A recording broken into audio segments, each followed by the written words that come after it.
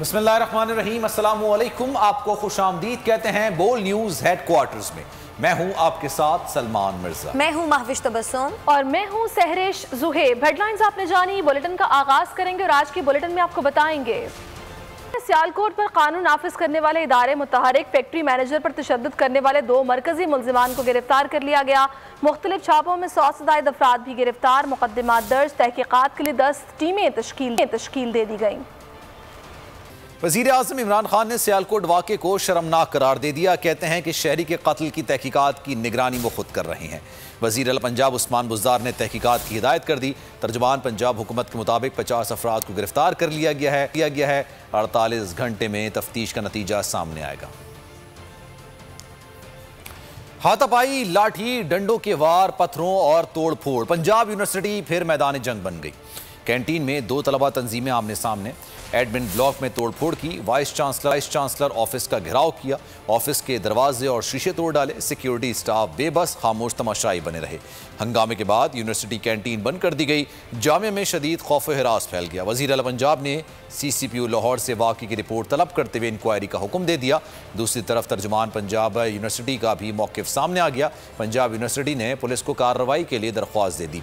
अमन अमान को ख़राब करने वालों के साथ नरमी नहीं की जाएगी। अगर मुलविस अफराद यूनिवर्सिटी के तालिब इल्म हुए तो उन्हें यूनिवर्सिटी से निकाल देगी। नैब रावलपिंडी ने स्पीकर सिंध असम्बली और रहनुमा पीपल्स पार्टी आगा सिराज दुरानी को सुप्रीम कोर्ट के बाहर से गिरफ्तार कर लिया। इससे पहले सुप्रीम कोर्ट ने आगा सिराज दुरानी को नैब के सामने सरेंडर करने का हुक्म देते हुए कहा कि पहले सिंध हाई कोर्ट के हुक्म पर अमल करें। नैब को अगर गिरफ्तारी करें उसके बाद आइंदा हफ्ते जमानत का केस सुनेंगे।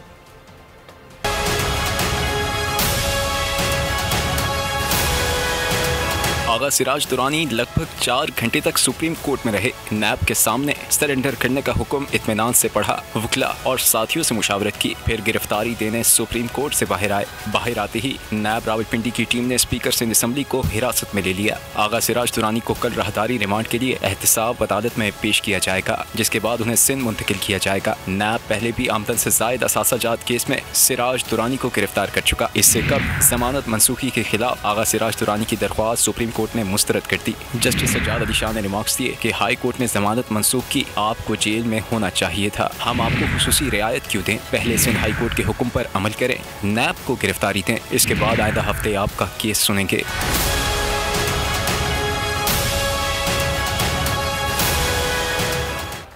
बिलावल भुट्टो ने स्पीकर सिंध असम्बली की गिरफ्तारी की मजम्मत कर दी। कहते सिराज दुरानी को सच्चा जमहूरी कारकुन होने की सजा दी जा रही है।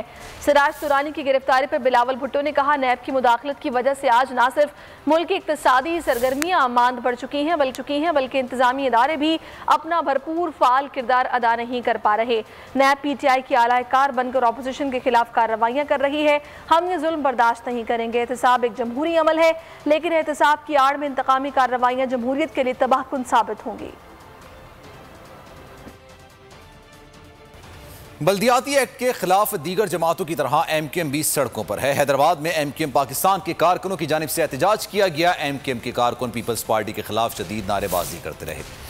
गवर्नर नवीद ने कहा कि सूबाई हुकूमत एक एक करके चोरों की तरह चोर दरवाजे से जल्दबाजी में बिल पास कराया गया। सरकार के पास सिर्फ टॉयलेट पर टैक्स का इख्तियार छोड़ा है।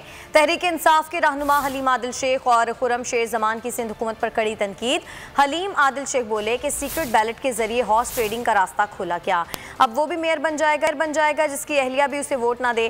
खुरम शेर जमान ने कहा कि 75 करोड़ रुपए लगाकर पीपल्स पार्टी मेयर लाएगी। बिलावल तैयार हो जाएं, हम पूरे सिंध में मुहिम चलाने जा रहे हैं।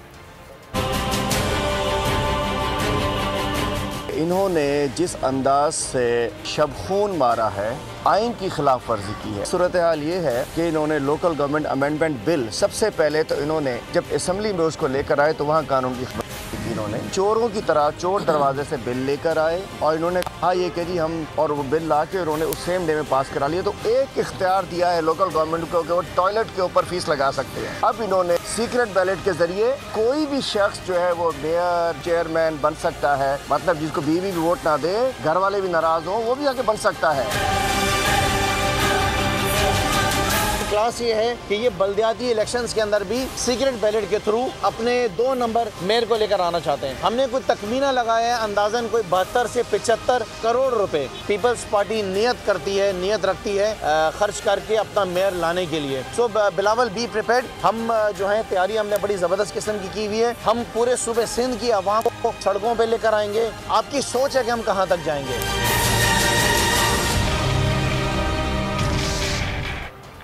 नई बल्दियाती तरमीम में हमारे दोस्त शोर कर रहे हैं, उनके जो अहम तहफ़्फ़ुज़ात हैं हम उन पर बात करने के लिए तैयार हैं।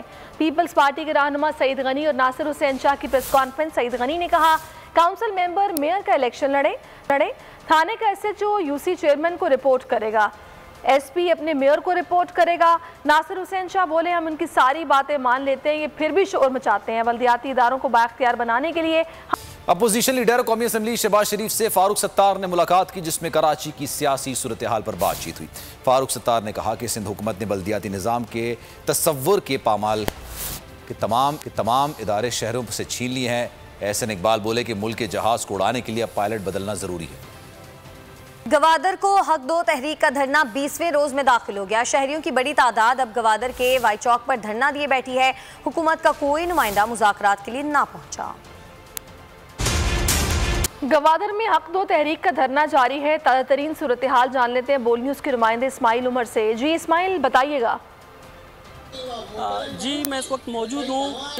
हुकूमत और अपोजिशन अरकान एक बार फिर आमने सामने आ गए। वफाकी वज़ीर इत्तलात फवाद चौधरी ने अपोजिशन के कौमी सलामती कमेटी की मीटिंग के बायकॉट को अफसोसनाक करार दिया तो मरियम औरंगजेब भी ट्वीट दाग दिया। कहा अपोजिशन ने कौमी मफाद में भी किसी सिक्योरिटी पार्लिमानी कमेटी के इजलास का बायकॉट नहीं किया। ये सब इमरान साहब के तकब्बुर, अना और जिद है, जिसने किसी कौमी मुशावरत के अमल का हिस्सा बनने ही नहीं दिया।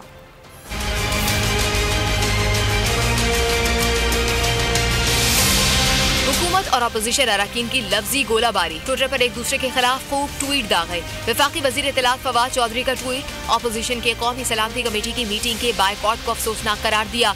लिखा सियासी नहीं कौमी सलामती का मामला है, अपोजिशन फैसले पर नजरसानी करे और इजलास में शिरकत करे। जिस पर मरियम औरंगजेब ने भी जवाबी वार दिया। कहा अपोजिशन ने कौमी मफाद में कभी किसी सिक्योरिटी पार्लिमानी कमेटी के इजलास का बायकॉट नहीं किया। ये सब इमरान साहब के तकब्बुर, अना और जिद है, जिसने उन्हें किसी कौमी मुशावरत के अमल का हिस्सा बनने ही नहीं दिया। इमरान साहब को वजीर आजम के मनसब पर बिठाना ही अफसोसनाक है।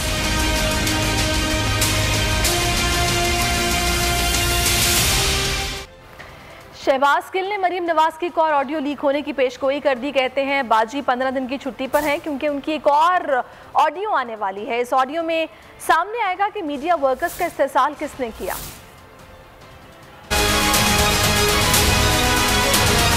पता चला बाजी 15 दिन की छुट्टी पे चली गई। अब कल से मैं भी छुट्टी मांगता हूँ वज़ीर आज़म साहब से, क्योंकि अगर बाजी छुट्टी पे चली गई तो फिर मेरे पास तो काम कोई नहीं रह जाएगा। तो पता चला है कि बाजी इसलिए छुट्टी पे गई है कि एक नई ऑडियो आ रही है, वो मैं तो सुन चुका हूँ और मैंने शेयर भी की कल ये खबर। वो ऑडियो भी मीडिया के इस्तेहसाल के बारे में है। मैं सिर्फ इतना बता सकता हूँ, बाकी उस सहाफ़ी दोस्त पे है वो कब उसको, लेकिन होगी सनसनीखेज और है मीडिया के आम सहाफ़ी के इस्तेहसाल पे है। हमें कहा जाता था कि सहाफ़ियों की नौकरियाँ रखवाई गई और निकलवाई गई। उस ऑडियो में पता चलेगा कौन किसको निकलवा रहा था और किस इदारे से निकलवा रहा था और कैसे निकलवा रहा था। तो ये ऑडियो मेरे उस दोस्त ने अपनी मर्जी पे इशू करनी है, अपना वक्त देख के, अपना टाइम देख के, लेकिन मेरी उससे इल्तिजा है कि ज़रा जल्दी इशू करें ताकि बाजी की छुट्टियाँ कम हों।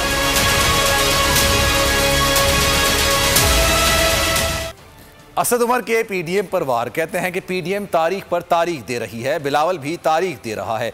कोई तगड़ा बंदा तारीख दे तो बात समझ आती है। पीडीएम को मशवरा दिया था लॉन्ग मार्च की गलती ना करे। लगता है उन्होंने मेरा मशवरा मान लिया है क्योंकि गुज़िश्ता इजलास में कोई तारीख नहीं दी गई। 2020 धमकियां देते रहे, तारीखें देते रहे, जिस तरह कोर्टों में 3 तारीखें, तो चलो जी 1 महीने आगे की तारीख, फिर 2 महीने के आगे की तारीख, वो तारीखें देते रहे, पता चला पीडीएम ही खत्म हो गई। इन्होंने 2020 में तारीखें देनी शुरू की और तारीखें भी देता है वो इतना बगर शेर कि जिसको इंसान कोई भी देखे तो उसकी बात सुन के डर जाए। क्यों जी ठीक है नहीं, अगर बिलावल जरदारी जैसा दीदार खड़ा हो और वो तारीख दे धमकी दे, आपको डर लगता है? वो धमकी देने वाला तो वो तगड़ा ले आओ। पीडीएम के सूरमा जो है वो इस्लामाबाद पे हमलावरों ने आ रहे थे, तो उनको मैंने मशवरा दिया था कि ऐसी गलती ना करना। आप सबकी तरफ से मैं उनका शुक्रिया अदा करना चाहता हूँ कि पहली दफा किसी अच्छे मशवरे पे अमल किया और पूरी PDM की लीडरशिप मिली, प्रेस कॉन्फ्रेंस दिए, तहरीक कोई नहीं।